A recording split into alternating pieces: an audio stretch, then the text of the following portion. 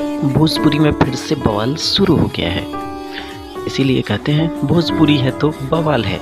जी हाँ दोस्तों, अभी हम बात कर रहे हैं अभी कल ही खेसारी और प्रमोद प्रेमी का गाना एक ही राइटर ने लिखा है और एक ही गाने दोनों लोग आपस में बवाल करने के लिए तैयार हैं। दोनों लोग आपस में हिट कराने को तैयार हैं और दोनों लोग इस गाने पे लगे हुए हैं। और ही की कमर अमर हो जा।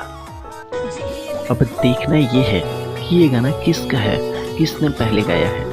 वैसे देखें तो इस गाने के राइटर कृष्णा बेदर्दी हैं, जिनको आप भली भांति जानते भी हैं। तो देखना है कि ये गाना किसने गाया है। वो तो कुछ दिन में बवाल होगा, तो फिर लाइव लोग आकर बोलेंगे ही। वैसे लाइव का सिलसिला कल से ही शुरू हो चुका है कि मेरा गाना रिलीज़ हो रहा है, मेरा गाना रिलीज़ हो रहा है। जी हाँ, तो देखते हैं ये गाना किसने पहले गाया है और कौन दावा करता है।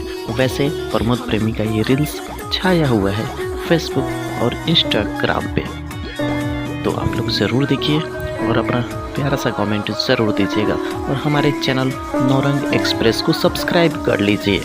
धन्यवाद दोस्तों, और शेयर करें, सब्सक्राइब करें, लाइक करें।